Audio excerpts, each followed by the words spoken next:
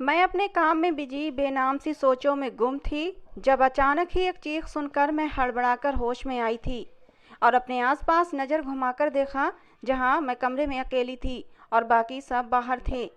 ये कमरा गुरु माँ का था जहाँ की खास साफ सफाई की जाती थी क्योंकि गुरु माँ को गंदगी बिल्कुल भी पसंद नहीं थी, चाहे वो गंदगी बराए नाम ही क्यों ना हो। तभी मैं बहुत ही अच्छे से देखभाल करके उनके कमरे की सफाई करती थी क्योंकि मुझे ये भी पता था कि अगर मैं ऐसा ना करती तो गुरु माँ से मेरी शिकायत पक्की थी और मुझे गुरु माँ से बद्दुआएं नहीं लेनी थीं, क्योंकि मैंने बचपन से ही सुना था कि किन्नरों की बद्दुआएं बहुत जल्दी लग जाती हैं।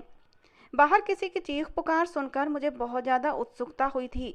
तभी मैं सफाई के लिए हाथ में थामा झाड़ू वहीं छोड़कर बाहर की तरफ लपकी तो बाहर आकर देखा जहां सभी किन्नर जमा हो चुके थे और बीच में एक और किन्नर मौजूद था जो कि गुरु माँ थी। सभी किन्नरों ने उनको अपने घेरे में ले रखा था कि दूर से मुझे कुछ भी नजर नहीं आ रहा था, लेकिन फिर मैं थोड़ा और करीब गई तो ये देखकर दंग रह गई कि वो सब किन्नर रो रहे थे। मैंने थोड़ा आगे होकर देखा तो गुरु माँ के हाथ में एक बच्चा सफ़ेद कंबल में लिपटा हुआ था। बहुत ही खूबसूरत बच्चा था, मगर उसको गुरु माँ के हाथ में देखकर मेरी भी आंखें नम हो गईं, क्योंकि बिना पूछे ही मैं समझ गई थी कि वो बच्चा भी एक किन्नर ही था जिसे उसके माँ बाप बोझ समझकर किन्नरों के ठिकाने पर छोड़ गए थे। दुख सिर्फ इस बात का नहीं था कि उस मासूम बच्चे की ज़िंदगी अब बर्बाद हो गई थी और अब ये भी बड़ा होकर यहाँ मौजूद और किन्नरों की तरह ज़िंदगी गुजारेगा, लोगों की महफिलों में नाचेगा, जलील होगा और फिर पैसे कमाएगा। बल्कि मुझे दुख तो इस बात का भी था कि उस बच्चे के माँ बाप ने भी उसे किन्नर ही समझा था, ना कि अपनी औलाद। वो भगवान की मर्जी में राजी नहीं हुए थे।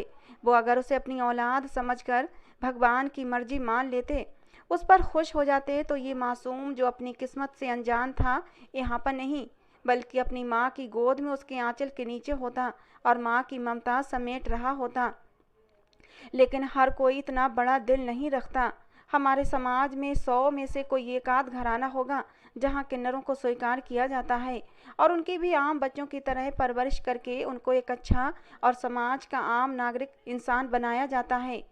बाकी 99% लोग ऐसे बच्चों को या तो किन्नरों के ठिकाने पर छोड़ देते हैं या फिर यूं ही रुलने के लिए छोड़ देते हैं। मुझे बहुत हैरत हुई थी ऐसे माँ बाप पर जो अपने खून को, अपनी सगी औलाद को यूं रुलने के लिए छोड़ देते हैं, ये सोचे बिना कि माँ के प्यार के बिना वो बच्चा कैसे ज़िंदगी गुजारेगा।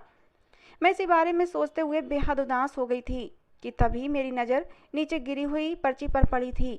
मैंने झुककर वो पर्ची उठाई, जबकि बाकी सब उस बच्चे को लेकर अंदर की तरफ बढ़ गए थे। मैंने उनसे निगाह हटाकर पर्ची को पढ़ा तो उस पर लिखा था, मैं बहुत मजबूर माँ हूँ। अगर मैं इस बच्चे को अपने साथ रखती तो मेरा पति मुझे तलाक दे देता और मेरे सर पर मेरे माँ बाप का भी साया नहीं है जिनके दर पर जाकर मैं बैठ जाऊँ। इसीलिए इस बच्चे को यहाँ छोड़कर जा रही हूँ, इस उम्मीद के साथ कि ये यहाँ पर एक अच्छी ज़िंदगी गुजारेगी। मेरी मजबूरी समझकर इस बच्ची को पालना और मुझे बद्दुआ मत दीजिएगा। पर्ची पर लिखी लाइनों को पढ़कर मेरा दिल और भी दुख से भर गया था और मुझे समझ में आ गया कि कुछ माएँ भी होती हैं जो बहुत मजबूर हो जाती हैं कि चाह कर भी अपने किन्नर बच्चे को अपने पास नहीं रख पाती, सिर्फ इस डर की वजह से कि उनका पति उन्हें तलाक दे देगा। और ये सच्चाई है कि अक्सर मर्द ऐसे बच्चों को स्वीकार नहीं करते। बेटियों को तो फिर भी किसी न किसी तरह स्वीकार कर लिया जाता है, लेकिन बेचारे इन किन्नर बच्चों का एहसास कोई भी नहीं करता। मैं एक गहरी सांस भरकर पर्ची हाथ में थामे अंदर की तरफ बढ़ी। वो सभी किन्नर उस बच्चे को गोद में उठाए रो रहे थे, इसलिए नहीं कि उन्होंने भी इस बच्चे को किन्नर समझा था, बल्कि इसलिए कि वो उसकी बुरी किस्मत के लिए उदास थे कि अब इस बच्चे को पूरी उम्र वही सब कुछ सहना और करना पड़ेगा जिससे वो सारे किन्नर गुजर चुके थे। उस बच्ची का नाम महक रख दिया गया और उसको संभालने और पालने की जिम्मेदारी एक किन्नर बीना के हवाले कर दी गई। मैंने वो चेटो आगे बढ़कर गुरु माँ को दे दी, जिसे उन्होंने अपनी अलमारी में रख लिया। वो यहाँ की सबसे बड़ी और सबसे बड़ी उम्र की किन्नर हैं, जो एक तरह से यहाँ की मालिक ही समझो, क्योंकि यहाँ वही होता है जो वो चाहती हैं, फिर वो चाहे पैसों का मामला हो या कहीं किसी जगह पर बुलावे पर जाना हो। मैं वापस से अपने कामों में बिजी हो गई, जबकि अब वो सब किन्नर सारा गम भूलकर अपने आंसुओं को रोककर उस बच्चे के आसपास नाच गाना करने लगे थे, उसके अपने घर में आने का जश्न मना रहे थे। मैं जब तक वहाँ काम करती रही तब तक वहाँ ऐसा ही शोर मचा रहा और फिर शाम के समय मैं अपने समय से अपने घर के लिए निकलने लगी। जब गुरु माँ ने मुझे अपने पास बुला लिया, मुझे डर लगा कि कहीं मुझसे कोई गलती तो नहीं हो गई, या कहीं गुरु माँ ने मुझे डांट न लगानी हो। लेकिन काफ़ी सोच विचार करने के बाद भी मुझे अपनी कोई भी गलती याद न आई, तो मैं कुछ डरते और झिझकते हुए गुरु माँ के कमरे में चली गई। आपने बुलाया गुरु माँ? मैं उनके सामने खड़े होते हुए सर झुकाकर कहने लगी। ये कुछ फल और खाना है, अपने साथ ले जाओ, खा लेना घर जाकर। गुरु माँ ने कहा तो मैं खुशी से उनकी तरफ बढ़ी और फिर तेजी से वो थैली थाम कर गुरु माँ का धन्यवाद किया, जो बगैर मेरे कहे मेरा ख्याल रखती थीं और मुझे हर दूसरे तीसरे दिन रात का खाना और कुछ फल वगैरह दे दिया करती थीं। गुरु माँ ने मेरे धन्यवाद कहने पर मुझे ढेर सारा आशीर्वाद दिया और मैं वहाँ से घर चली आई। घर आने के बाद मुझे खाना नहीं बनाना पड़ा था, जिस पर मैंने एक बार फिर दिल ही दिल में गुरु माँ को धन्यवाद दिया था। मैंने अपने छोटे बहन और भाई को खाना खिलाया और फिर सोने के लिए लेट गई। थकान के मारे मेरा बुरा हाल था। अगले दिन मैं अपनी रूटीन के अनुसार सुबह सुबह ही गुरु माँ के घर पहुँची। मैं सुबह से शाम तक वहीं रहती थी। 3 समय का खाना बनाना, कपड़े धोना, सफाई करना, बर्तन धोना, ये सब काम मेरे ही जिम्मे थे। दोपहर का खाना खाने के बाद गुरु माँ को कहीं जाने का बुलावा आ गया, जिस पर वो बाकी किन्नर लोगों को लेकर किसी शादी में शामिल होने के लिए चली गई थीं। और अब घर पर सिर्फ मैं और एक किन्नर मौजूद था, जिससे महक की देखभाल की जिम्मेदारी दी गई थी। वो महक को लेकर अपने कमरे में बंद थी, जबकि मैं इस समय गुरु माँ के कमरे की दूसरी बार सफाई कर रही थी। सारे दिन की थकी हारी अब मैं बहुत ज़्यादा थकावट महसूस कर रही थी। दिल कर रहा था कि बस लेट जाऊं और लंबी तान मारकर सो जाऊं। मैं गुरु माँ के कमरे की सफाई करके बाहर निकल आई। मैं अब बरामदे की सफाई करने के बाद सामने वाले कमरे में आ गई। सामने ही किन्नरों का बिस्तर लगा हुआ था।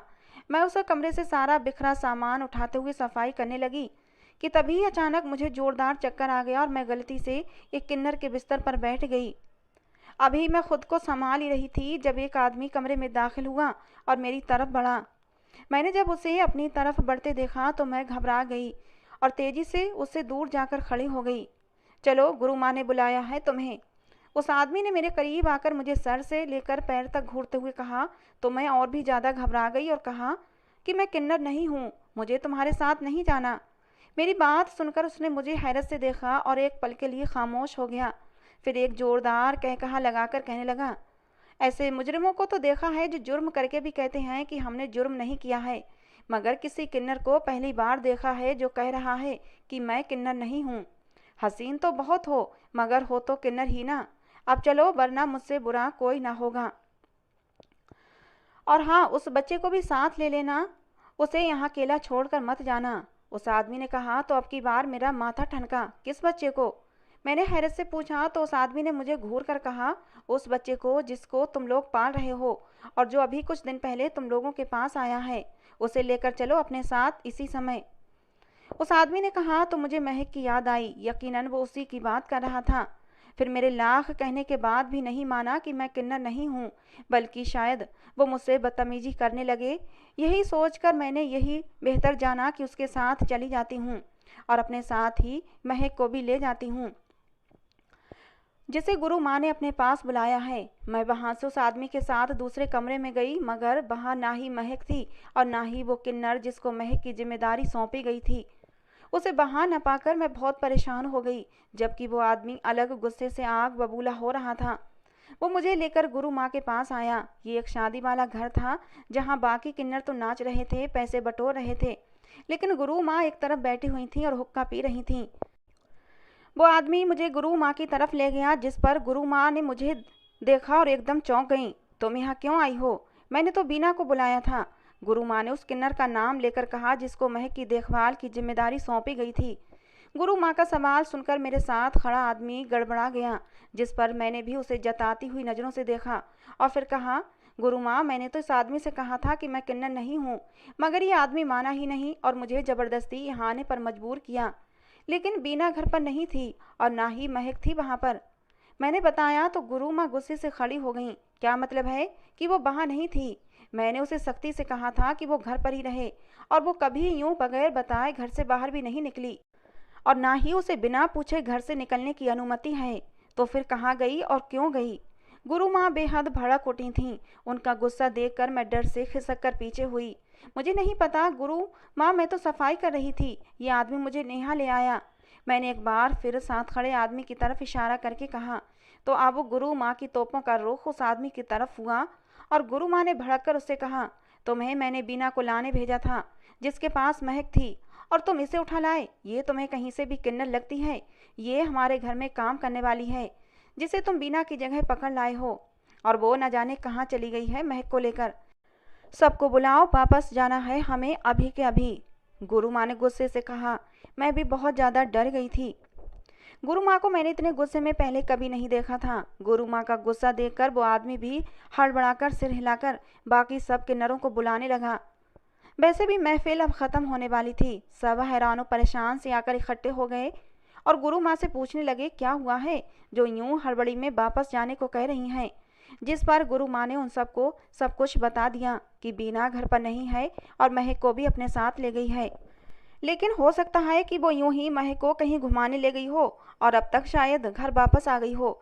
लेकिन हमें फिर भी जल्द से जल्द घर जाना है ताकि पता चल सके वो घर पर है भी या नहीं। गुरु माँ की बात सुनकर सबने सर हिला दिया और फिर हम सब वापस घर की तरफ रवाना हुए। मैं उनके साथ ही थी क्योंकि मुझे ये जानने की उत्सुकता थी कि आखिर होता क्या है। क्या सच में बीना महक को लेकर गायब हो गई है या फिर घर वापस आ गई होगी। घर वालों की मुझे फिक्र नहीं थी क्योंकि मुझे पता था मेरी माँ ने खाना बना लिया होगा, क्योंकि सुबह ही मैंने ज़रूरत का राशन घर में रख दिया था। कुछ देर में ही हम गाड़ी में बैठकर घर की तरफ रवाना हो चुके थे, मगर घर पहुँचे तो अभी तक बीना वापस नहीं आई थी। गुरु माँ के साथ साथ बाकी सबकी परेशानी में भी बढ़ोतरी हो चुकी थी कि आखिर वो गई तो कहाँ गई। आज तक ऐसा कभी नहीं हुआ था कि कोई किन्नर किसी नए आने वाले बच्चे को लेकर यहाँ से भाग जाए। और वैसे भी बीना एक बहुत ही भरोसेमंद किन्नर थी जिस पर गुरु माँ आंख बंद करके भरोसा कर सकती थीं, क्योंकि बीना बचपन से ही यहाँ रह रही थी। तभी तो महक की जिम्मेदारी गुरु माँ ने बीना को सौंप रखी थी। पहले यहाँ की गुरु माँ कोई और हुआ करती थीं, जिनकी मौत के बाद ये नई गुरु माँ यहाँ का इंतजाम संभालने लगी थीं। जब बीना यहाँ आई थी तो उस समय गुरु माँ 22 साल की थीं, जबकि बीना उस समय सिर्फ 7 साल की थी। तो गुरु माँ को बीना पर बहुत ज़्यादा विश्वास था, क्योंकि उनका बीना के साथ कई सालों का साथ था। गुरु माँ ने अपने खास 2 आदमियों को बीना की तलाश पर लगा दिया था और साथ ही साथ उसकी फ़ोटो भी दे दी थी ताकि उसको ढूंढने में आसानी रहे। और वो दोनों आदमी उनके ही गार्ड थे जो यहीं सर्वेंट क्वार्टर में रहते थे, जो इस घर के पीछे बनाए गए थे। रात का समय था तो वो लोग खुद कहीं नहीं जा रहे थे, बल्कि गार्ड्स ही उन लोगों को ढूंढ रहे थे। सब लोग बेहद परेशान थे और भगवान से प्रार्थना कर रहे थे कि बीना मिल जाए। मैं रात भर सबको पानी और तो कभी चाय देती रही। कोई भी परेशानी के कारण रात भर सो नहीं पाया था। यूं ही सुबह की रोशनी हर तरफ फैलने लगी थी। गार्डों ने भी सारी रात बीना को ढूंढा, मगर वो नहीं मिली थी। जिस पर अगले दिन गुरु माँ थाने चली गई और उसके मिसिंग होने की रिपोर्ट दर्ज कराई। उसके बाद पुलिस ने बीना को तलाश करवाना शुरू कर दिया। सुबह का नाश्ता बनाकर मैंने सबको दिया और फिर गुरु माँ के साथ ही बीना की तलाश में मैं भी निकल पड़ी। मुझे यहाँ काम करते हुए लगभग 3 साल हो चुके थे। इन लोगों से मेरा भी कुछ इंसानियत का रिश्ता बन गया था। इन लोगों की तकलीफ़ पर मुझे भी तकलीफ़ होती थी, इन लोगों की खुशी पर मुझे खुशी महसूस होती थी, और मेरी यहाँ सभी किन्नरों के साथ अच्छी दोस्ती भी हो गई थी। तभी मैं भी बीना के लिए बेहद परेशान हो रही थी। यहाँ काम करने से पहले मैं बहुत गरीब थी, क्योंकि मेरा संबंध एक बहुत ही गरीब घराने से था। मैं 17 साल की ही थी जब मेरे बाबा का हार्ट अटैक से देहांत हो गया था। मेरे भाई बहन छोटे थे जो काम नहीं कर सकते थे। तभी बाबा के बाद मैंने ही लोगों के घरों में काम करना शुरू कर दिया था, जिसके बाद कुछ ना कुछ पैसे घर आना शुरू हो चुके थे, जिसकी वजह से हमारा गुजर बसर कुछ आसान होने लगा था। मेरे बाबा एक मजदूर थे जो रोज़ मजदूरी करके पैसे कमाते थे। कोई सरकारी काम तो था नहीं कि पेंशन आती जिससे हमारा आसानी से गुजारा हो जाता। तभी मुझे अब काम करना पड़ता था। मेरी अम्मा भी घर में कपड़ों की सिलाई का काम करती थीं। जब बाबा की मौत हुई थी उस समय मैंने इंटर पास कर लिया था, लेकिन बाबा की मौत के बाद इतने पैसे नहीं थे कि मैं और पढ़ाई कर पाती। लोगों के घरों में काम करते हुए भी मुझे बहुत सी जिल्लत का सामना करना पड़ता था। कभी तनख्वाह समय पर न मिलती, कभी कोई चीज़ मुझसे गलती से टूट जाती तो तनख्वाह में से पैसे कट जाते, और कभी बच्चे मुझसे बहुत बदतमीजी करते। और इसी वजह से एक दिन एक बच्चे को मैंने बुरी तरह डांट दिया जो मुझसे बदतमीजी कर रहा था, जिस पर मालकिन ने मुझे घर से निकाल दिया। उन्हें ये सहन नहीं हुआ था कि उनके बच्चे को एक नौकरानी ने डांटा। उस दिन मैं उस घर से निकलकर सड़क पर बैठी परेशानी के मारे फूट फूट कर रो रही थी। मालकिन ने मेरी पुरानी सैलरी भी नहीं दी थी, मुझे खाली हाथ ही नौकरी से निकाल दिया था। मैं रो रही थी कि अब मेरे घर का खर्चा कैसे चलेगा। मेरे पास 1 रुपया तक न था और परेशानी इस बात की थी आज घर में पकने के लिए सब्जी कहाँ से लेकर जाऊंगी। अभी कुछ ही देर गुजरी थी जब कुछ किन्नर मेरे पास आकर खड़े हो गए, जिस पर मैं घबराकर खड़ी हुई थी, मगर सामने ही गुरु माँ खड़ी थीं, जिन्होंने मुझसे रोने की वजह पूछी तो मैंने रोते हुए उन्हें सब कुछ बता दिया, जिस पर गुरु माँ ने जेब से कुछ पैसे निकाल कर मुझे दिए। मैंने पैसे लेने से मना कर दिया, मगर गुरु माँ ने मुझे बहुत ही प्यार से समझाया और थोड़ा सा डांट कर वो पैसे मुझे ज़बरदस्ती मेरे हाथ में थमा दिए और फिर एक पर्ची भी मुझे दे दी जिस पर एक पता लिखा था। मैंने रोना बंद करके नासमझी से गुरु माँ को देखा तो गुरु माँ ने कहा कि अगर तुम्हें कोई परेशानी ना हो तो तुम हमारे घर काम करने के लिए आ जाना। हमें वैसे भी एक काम वाली की ज़रूरत है जो घर के सारे काम निपटाए।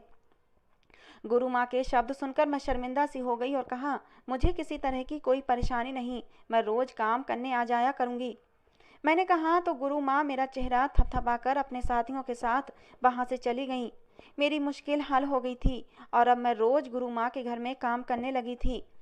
मेरी सब किन्नरों के साथ बहुत अच्छी दोस्ती भी हो गई थी। मुझे वहाँ काम करते हुए कोई मुश्किल नहीं होती थी, ना ही कभी किसी ने मुझे बिना बात के डांटा था, ना ही कभी कोई मुझसे बदतमीजी करता था, बल्कि सब लोग मेरा बहुत ही सम्मान करते थे। और इस बात से मुझे एहसास हुआ था कि किन्नर मर्द और औरत दोनों से अच्छे एहसास करने वाले होते हैं। गुरु माँ मुझे हर महीने अच्छी तनख्वाह देती थी, जिसमें मेरा और मेरे घर वालों का बहुत ही अच्छे से गुजारा हो जाता था। वो लोग मुझे रात को वापस जाने से पहले पका हुआ खाना और कुछ फल वगैरह भी दे देते थे और कभी जताते भी नहीं थे कि कहीं मेरी खुददारी को ठेस ना लगे। मुझे यहाँ काम करते 3 साल गुजर चुके थे और अब मैं 20 साल की हो चुकी थी। इन 3 सालों में ये पहली बार था कि कोई बच्चा यहाँ छोड़कर गया था, वरना यहाँ जवान किन्नर अक्सर आते रहते थे और फिर यहीं के होकर रह जाते थे। लेकिन अब बीना की गुमशुदगी सबके लिए कचंभा बन गई थी। हम चलते हुए बस स्टॉप पर पहुंच चुके थे, जहां कई बसें खड़ी थीं और मुसाफिर कुछ बसों से उतर रहे थे तो कुछ बसों पर चढ़ रहे थे। हम और गुरु माँ सब बस ड्राइवर और कंडक्टरों से जा जाकर पूछ रहे थे, साथ ही बीना की तस्वीर भी दिखा रहे थे, मगर कहीं से कुछ भी पता नहीं चल रहा था।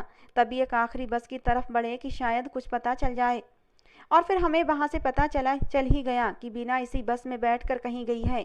तभी हम भी उसी बस में बैठ गए, जिसने अगले आधे घंटे में ही हमें वहां पर उतार दिया जहां उसने बीना को उतारा था। हम लोगों से पूछते हुए उस जगह पर पहुंच चुके थे जहां पर लोगों ने बताया कि बीना आई है।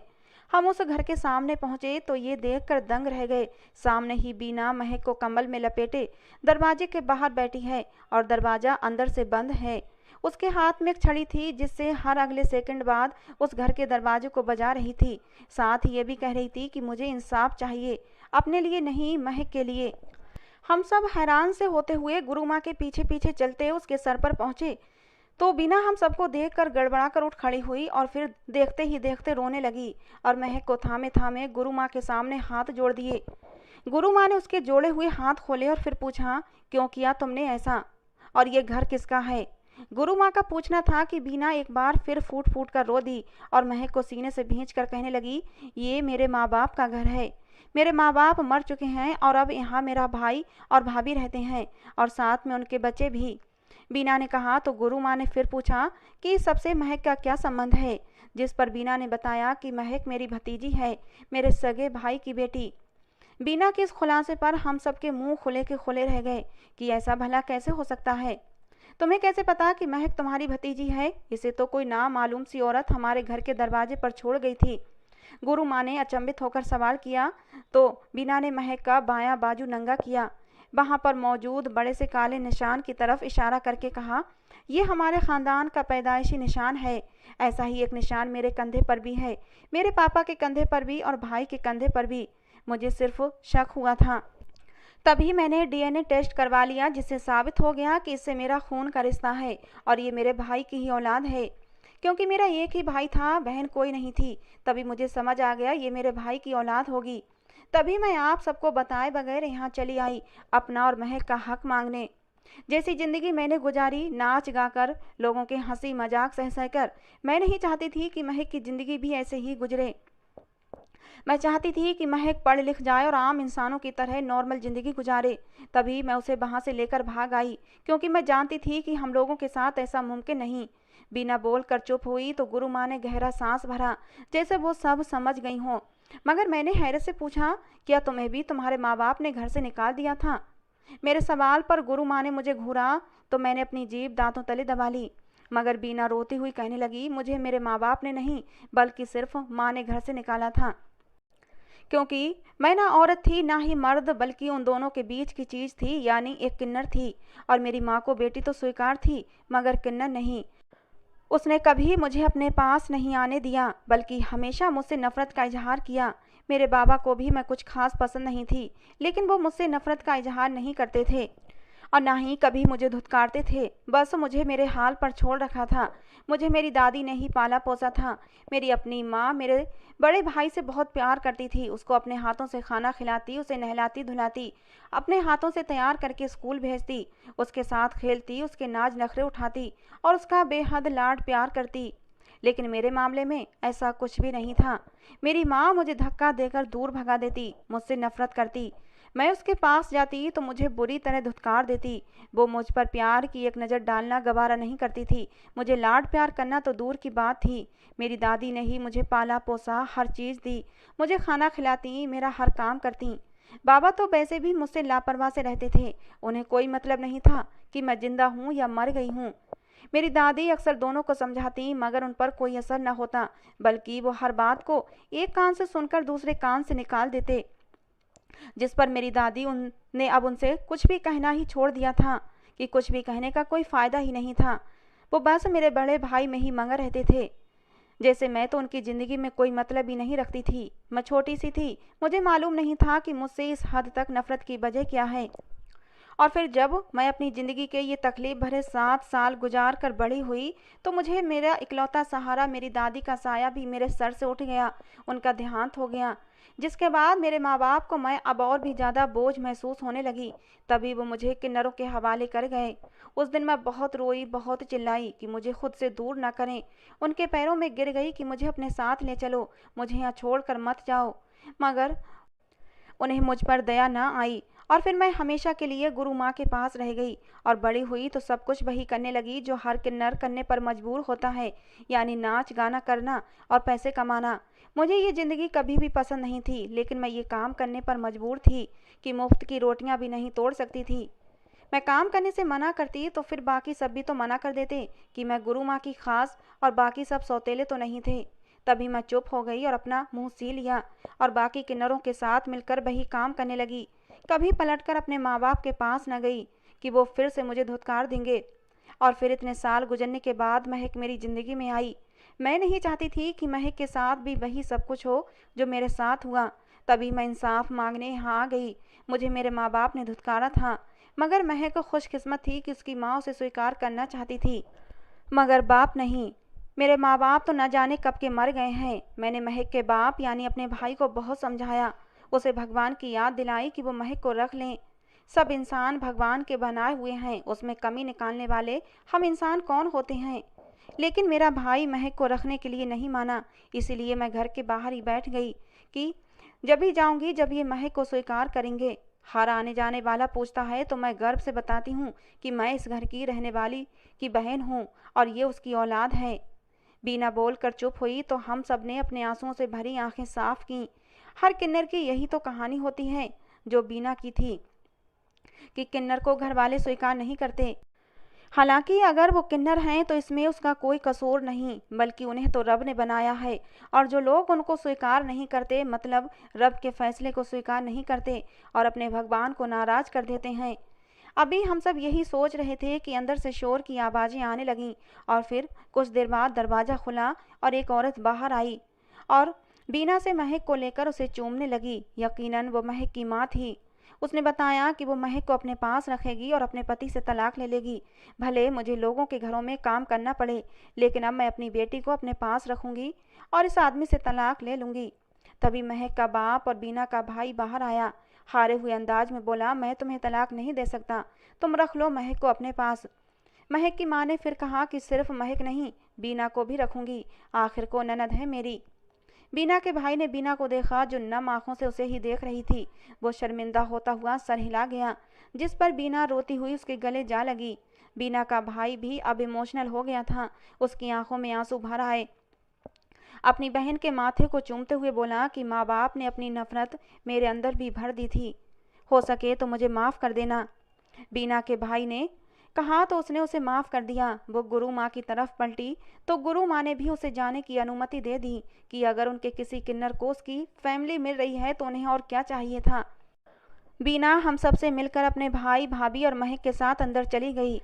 हम भी गुरु माँ के साथ वापस पलट आए, लेकिन उस दिन गुरु माँ ने खुद से एक वादा किया था कि अब कोई भी बच्चा हम किन्नरों के पास आएगा तो हम उसको पढ़ाएंगे, लिखाएंगे और समाज का एक अच्छा नागरिक बनाएंगे, उसे उसके पैरों पर खड़ा करेंगे, ना कि उसे नाच गाना करवाएंगे। और गुरु माँ के साथ साथ वहाँ पर मौजूद हर किन्नर ने खुद से ये वादा किया था कि गुरु माँ के बाद भी इस प्रथा को चलाया जाएगा। तो दोस्तों, ये थी आज की हमारी कहानी। आपको कैसी लगी ज़रूर बताना, पसंद आई हो तो प्लीज़ लाइक करना। रोज़ एक नई कहानी सुनने के लिए हमारे चैनल को भी सब्सक्राइब करना। मिलते हैं दोस्तों अगली किसी नई कहानी के साथ।